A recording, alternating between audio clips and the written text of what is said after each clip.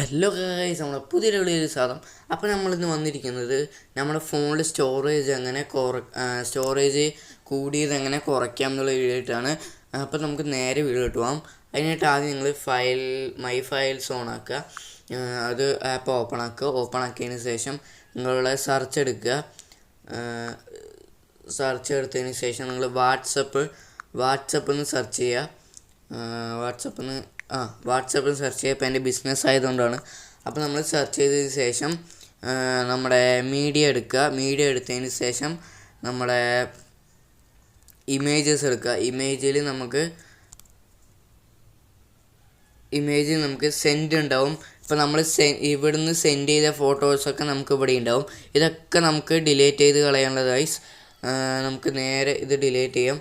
ഇത് മൊത്തം നമുക്ക് ഡിലീറ്റ് ചെയ്ത് കളഞ്ഞാൽ നമുക്ക് അത്യാവശ്യം സ്റ്റോറേജ് കിട്ടുന്നതായിരിക്കും ഗൈസ്. അപ്പോൾ യൂസ്ഫുൾ വീഡിയോ ഇഷ്ടപ്പെട്ടു